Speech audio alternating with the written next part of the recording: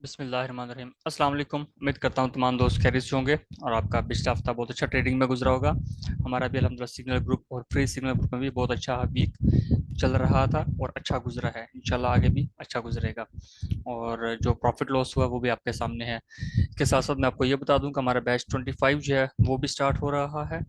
उसकी जो last date है वो 28 अगस्त है। 28 अगस्त से पहले पहले आप अपने एडमिशन्स कंफर्म कर लेंगे और लिमिटेड सीट्स हैं। ज़्यादा सीट्स इस बार हम नहीं रखेंगे ताकि हम उन लोगों के साथ मिलकर अच्छा काम कर सकें, उन पर फोकस भी कर सकें, उनके साथ लाइव प्रैक्टिस भी ऐड कर सकें। इसके साथ एनालिसिस की तरफ हम आते हैं। तो जो एरिया हमने डिस्कस किया था कि यहाँ तक मार्केट पहुँच सकती है और वहाँ तक मार्केट आई है, उसको टैप करके मार्केट ने सेल भी दिया।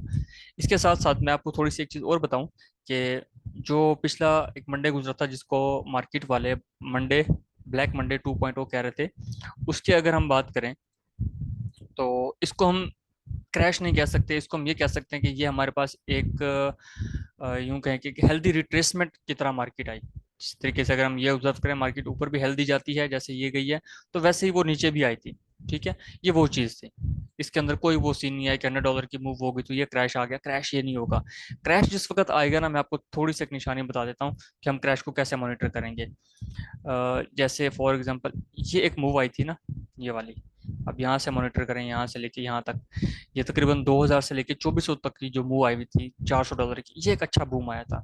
इसको हम कहते हैं यहाँ मार्केट गई है ऊपर, कोई रिट्रेसमेंट नहीं ली, हल्की सी रिट्रेसमेंट यहाँ ली, फिर थोड़ी थोड़ी रिट्रेसमेंट लेके ऊपर पहुंच गई। उसके बाद देखो अभी भी वापस नहीं आई है, सारा एरिया उसका खाली पड़ा है जहाँ मार्केट ने अभी तक उसको टेस्ट ही नहीं किया। ठीक है। अब अगर हम बात करते हैं कि क्रैश आ जाए, क्रैश आ जाए, वो कैसे आएगा, क्यों आएगा, उसको तो खैर हम मॉनिटर करते हैं आगे चल के कि आने के चांसेस हैं या नहीं है, क्या होता है, ये तो मार्केट वाले ही बेहतर जानते हैं इसको। हम अपने टेक्निकल के अकॉर्डिंग इसको देखेंगे। अभी के लिए अगर हम देखते हैं तो हमारे पास जो डेली के अकॉर्डिंग एक येलो एरिया बनता है, दूसरा ये, तीसरा ये और चौथा एरिया हमारे पास ये बनता है। इनकेस अगर मार्केट में यहाँ पर क्रैश आता है तो मार्केट आपको एक दो तीन इन एरियाज पर ट्रेड नहीं देगी। ट्रेड ना देने का मतलब ये नहीं है कि वो जस्ट ऐसे आके ब्रेक कर देगी, नहीं। मार्केट जैसे यहाँ से निकली, आपका एरिया बनता है ये वाला 2300, 2297 का एरिया बनता है। आप उसका ऐसा रखते हैं जी फॉर एग्जांपल 2290। ठीक है, जब मार्केट आएगी ना तो वो आपको ऐसे आपके एरिया से पहले ट्रेड दे देगी, आपको पता भी नहीं लगेगा।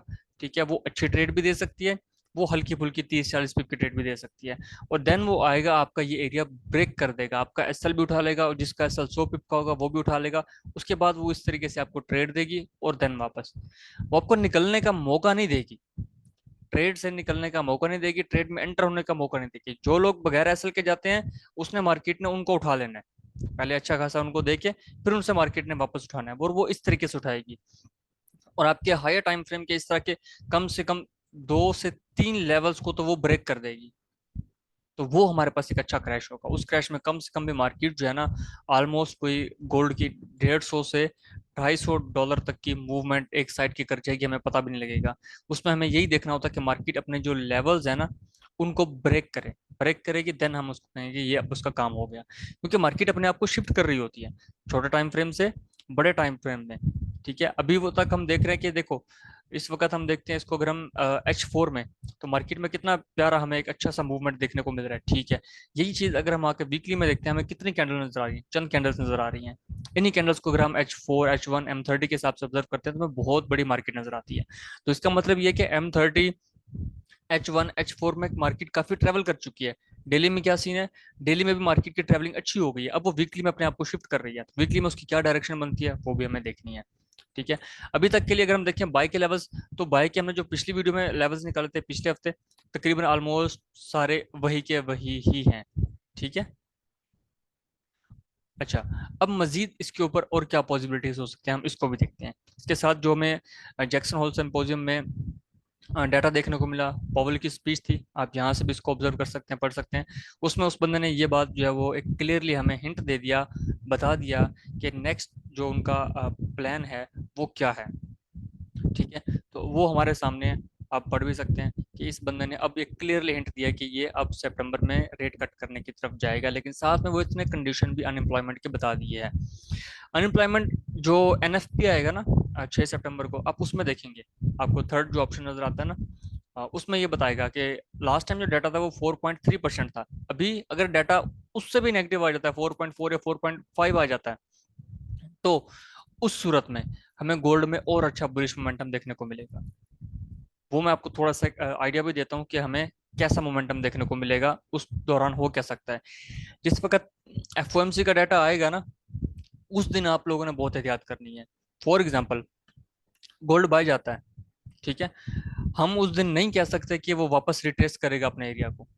ठीक है, अगर सेल जाता है, हम नहीं कह सकते कि वो वापस रिट्रेस करेगा, उस दिन हम कुछ नहीं कह सकेंगे। उससे पहले जो मार्केट में एनएफपी आएगा, उस ड्यूरेशन में अगर मार्केट ऊपर निकल जाती है ना, तो वो ऊपर निकलने के बाद जितना भी ऊपर जाएगी, ऑलमोस्ट ऑलमोस्ट 50% तक अपने आप को रिट्रेसमेंट करेगी।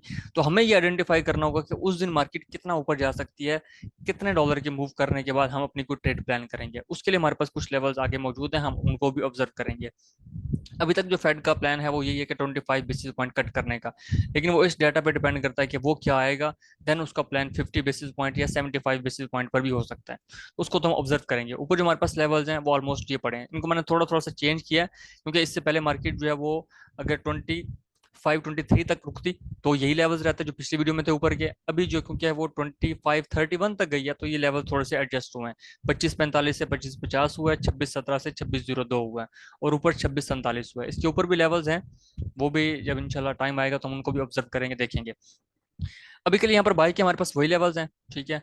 हम इसको डेली के बाद H4 में लेके आते हैं, तो हमारे पास क्या सीन बनता है उसको हम ऑब्जर्व करेंगे। इनकमिंग बाय तो यहाँ नहीं है, यही वाला एरिया है। बाकी जो चीज़ उस दिन हमने ऑब्जर्व की थी आप लोगों के ग्रुप में, स्पेशली बैच 25 वालों के साथ, हमारे पास फील्ड सेटअप का एरिया भी अवेलेबल था। मार्केट ने सेम उसी फील्ड को रिस्पेक्ट की। यहाँ से भी आप लोगों को एक ट्रेड भी सईद भाई ने करवाई थी, नुमान भाई ने, वो भी आप लोगों ने की होगी, आपको अच्छा यहाँ से बाय देखने को मिला। अभी एक चीज और भी आप लोग ऑब्जर्व करें कि जब मार्केट इस तरीके से अपने टॉप से वापस आ रही थी, आपको H4 में एक इनगल्फिंग सेल देखने को मिल गया था, ये वाला, ठीक है। और उसी को मार्केट ने फिर वापस रिस्पेक्ट किया और देन आपको ट्रेड मिल गई, ये वाली। इसी जगह को आप यहाँ पे आके ऑब्जर्व करेंगे तो आपको यहाँ पर एक क्लियरली ABC का पैटर्न भी नजर आ गया था, कि यहाँ पर आपके पास ABC बना, उसका रिटेस्ट हुआ, देन मार्केट डाउन। उसको अपने फाइंड करना है कि वो कहाँ बना था, खासकर बैच 24 वाले इसको देखेंगे। खैर, हम अपने लेवल्स देखते हैं कि अभी हमारे पास नेक्स्ट क्या एरिया बनता है ट्रेड करने के लिए। हाँ, बाय में तो वही एरियाज बनते हैं, ठीक है। सेल में अगर हम जाएं तो इस वक्त मार्केट, क्योंकि यहाँ इसका टॉप है, तो इस टॉप से हमें एक सेल एक्सपेक्टेड है कि हम वहां से कर सकते हैं। उससे पहले अगर हम थोड़ा सा फंडामेंटल देखें, क्या उसमें कोई ऐसी चीज अगले हफ्ते में है कि वो बहुत बड़ी मूव दे सके। कंज्यूमर कॉन्फिडेंस है एक, और GDP प्रिलिमिनरी है, इसमें कोई इतना ज्यादा नहीं हो सकता, डिपेंड ऑन डाटा। और ये होता है इन्फ्लेशन डाटा, ठीक है। अब वो 0.2% कह रहे हैं, 0.2 नहीं था, 2.6 के अराउंड था, अब वो कम होने के चांसेस हैं। तो यही हमारे पास कुछ डाटाज हैं जिनको हमने ऑब्जर्व करना है। तो इसका मतलब ये है कि मार्केट में अगर कुछ हुआ, फॉर एग्जांपल सेल हुआ, तो एक्सपेक्टेड है कि यहाँ इस एरिया तक मार्केट आ सकती है। लेकिन वो एक हेल्दी रिट्रेसमेंट होगी, अगर इसको ब्रेक करेगा तब हम कहेंगे कि क्रैश आने के चांसेस बढ़ गए हैं। और ये चीज़ अक्सर हमारे साथ होगी, हमने इसको ऑब्जर्व करना है कि मार्केट जिस वक्त एक नए हाई की तरफ जाना चाह रही है ना, तो वहां पर ये ऐसा ही काम होगा जैसे यहाँ पे हो रहा है, कि मार्केट में आपको दिखाया जाएगा जी ये देखो क्रैश आ गया, क्रैश आ गया। तो वो जो क्रैश नहीं होता, वो एक हेल्दी रिट्रेसमेंट करने के बाद मार्केट फिर ऊपर निकलती है, अपने हाई को भी ब्रेक कर देती है। अभी हमें यहाँ पर जो एक्सपेक्टेशन है वो ये है कि मार्केट यहाँ से निकले, कम से कम इस एरिया तक जाए, देन वो एक इस तरीके की मूव बना के इस एरिया से हमें वापस नेक्स्ट ऊपर की ट्रेड दे और इस हाई को ब्रेक करवाए। तो उसमें टाइम भी लग सकता है, वो हम ऑब्जर्व करेंगे क्योंकि ये डेली टाइम फ्रेम है। तो H4 में हमें कोई खास एरिया नहीं मिल रहा था, हम H1 में आके ऑब्जर्व करने की कोशिश करते हैं कि हमें सेल या बाय कहाँ से मिलने के चांसेस इस वक्त बनते हैं। अगर हम इसकी बात करें, ये टॉप बनता है इनगल्फिंग सेल, तो ये टेस्टेड इस वक्त नहीं है। हम इसके अंदर मजीद भी ऑब्जर्वेशन करेंगे कहाँ से मिल सकता है। एक हमारे पास यही एरिया बनता है, इस वाले बाय को फिलहाल हम यहाँ से डिलीट करते हैं जो हम ट्रेड कर चुके हैं। अब हम आते हैं M15 के अंदर। M15 में आते हैं तो हमारे पास पहला एरिया बनता है जनाब ये वाला। अब ये एरिया क्यों बनता है, मल्टीपल रीजन है। फ्रेश M15 है, साथ आपके पास इनगल्फिंग सेल फील्ड भी अवेलेबल है। अब इस ड्यूरेशन में एक दो तीन एरियाज ये भी बनते हैं। हम यहाँ पर भी ट्रेड कर सकते हैं, लेकिन क्योंकि उस दिन एक डाटा भी आया था और इसकी न्यूज स्पीच भी आई थी, तो ये बहुत ज्यादा बीच में हाई रिस्क हो जाएंगे, ठीक है। ये तो डिपेंड करता है, मार्केट मंडे को ओपन होती है तो वो गैप अप के साथ ओपन होती है, गैप डाउन के साथ ओपन होती है, या कहाँ पर ओपन होती है। तो उसकी बेस के ऊपर हम डिसाइड करेंगे कि हमें क्या इस एरिया पर ट्रेड कहीं मिलती है तो हमें करनी चाहिए या नहीं। इस एरिया पर एक ट्रेड हम कर सकते हैं, ये वाला जो पॉइंट हमारे पास इनगल्फिंग बाय पड़ा है, उसकी रीज़न यही है कि हमारे पास पीछे इनगल्फिंग सेल फेल का एरिया भी मौजूद है। तो यहाँ पर हम एक ट्राई करेंगे कि हाँ मार्केट हमारे पास क्या ऑब्जर्वेशन देती है। और ये एरिया वो एरिया है 2478 2481, जहाँ पे हमने बाई की ट्रेड एक्सपेक्ट करनी है। ऊपर हम सेल देखते हैं तो इस ग्रीन बॉक्स के अंदर सेल हमें कहाँ से देखने को मिलता है, M15 में। ये वाला फ्रेश M15 सिर्फ पड़ा है हमारे पास यहाँ पर। हम यहाँ से ऑब्जर्व करेंगे, इसके ऊपर जाता है हमारे पास कोई एरिया नहीं है। फिर हमने वेट करना है, फिर हमारा एरिया जो है 2550 और 2547 यहाँ पर बनता है। इसका मेरे ख्याल से हमारे यहाँ पर सिग्नल भी दिया होगा शायद कोई, अभी मिल नहीं रहा, देखना पड़ेगा। बहरहाल यही पॉइंट हमारे पास इस वक्त बन रहे हैं जिनको हमने ऑब्जर्व करना है। बाकी आगे मार्केट जो चलेगी वो फंडामेंटल की बेस पे चलेगी कि मार्केट करती क्या है। तो अगर मैं इसको डेली टाइम फ्रेम के अंदर आकर ऑब्जर्व करता हूँ क्या मार्केट ने अपना हाई ब्रेक किया या नहीं किया, जस्ट हम एक ट्रेंड लाइन के जरिए इसको ऑब्जर्व करते हैं। 1 2 3 मैच, ठीक है, ये देखें 3 पॉइंट्स मैच हुए। उसके बाद नेक्स्ट क्या हुआ, मार्केट ने इस अपने पॉइंट को ब्रेक किया एक अच्छे मोमेंटम कैंडल के साथ, देन वही ट्रैप करके मार्केट नीचे है, यहाँ से आपको बाय देके फिर ऊपर निकल गई है। तो ये इस चीज की एक निशानी है कि मार्केट मजीद बाय जाना चाह रही है इस वक्त। तो हमने बड़े एहतियात के साथ ट्रेड करनी है, SLTP लगा के ट्रेड करनी है।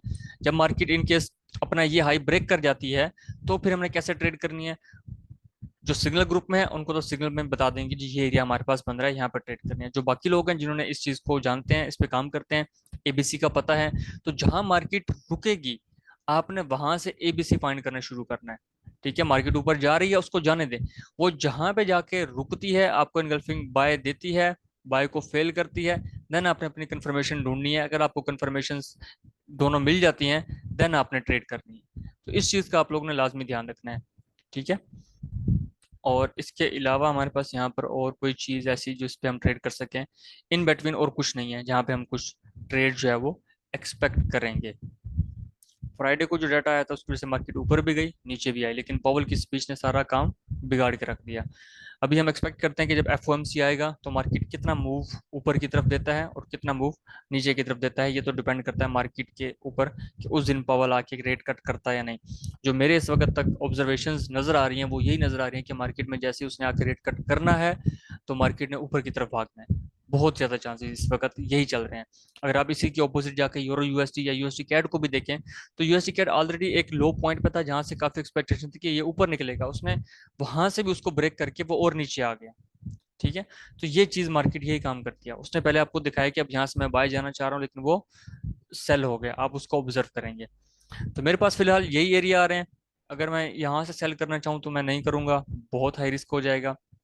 लिहाजा मैं यहाँ का वेट करूंगा मंडे वाले दिन एक एरिया सेल के लिए, बाय के लिए नंबर 1, नंबर 2, और ये कौन सा पॉइंट था, हाँ हमारे पास फील्ड का एरिया ये जो हमने ऑलरेडी एक निकाला हुआ था, इसके ऊपर से मार्केट जस्ट इसके ऊपर से निकली है। तो ये एरिया हमारे पास फिर से आ जाएगा ट्रेड करने के लिए, और फिर हमारे पास ये एरिया पड़ा है। तो यही चंद एरियाज हैं जहाँ पे आके हमने ट्रेड करनी है और उसको ऑब्जर्व करना है। बाकी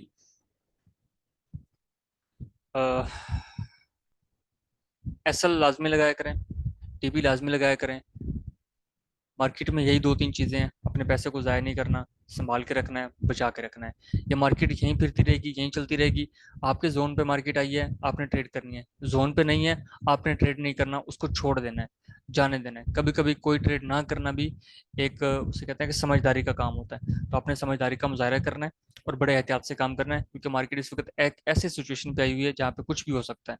तो अगर ऐसा हमारे पास कुछ सीन हमें नजर आ रहा है कि मार्केट किसी भी साइड पे बर्स्ट कर सकती है तो हमें एहतियात करनी है, हमें वेट करना है। वो अपना बर्स्ट कंप्लीट कर ले देन हम उसके अंदर इंटर होंगे। अक्सर आपने एक मिसाल सुनी होगी ना कि हमेशा ठंडा करके खाना चाहिए। ठीक है, तो मार्केट में अगर गर्मी आ गई है, मार्केट ऊपर तेजी से निकल रही है या नीचे तेजी से आ रही है, तो उसको ठंडा होने दें, ठंडा हो जाए फिर आप ट्रेड करें। क्योंकि उस स्पीड के अंदर बहुत से लोग जो है वो वॉश आउट हो जाते हैं, उनके अकाउंट्स खत्म हो जाते हैं। आपका अकाउंट बचा होगा, आप बैठे होंगे, आप फिर इजीली ट्रेड कर सकते हैं उसके ऊपर। तो इन छोटी छोटी बातों का आप लोगों ने लाजमी ध्यान रखना है जब भी आप अपने ट्रेड सेटअप को प्लान क्या करें।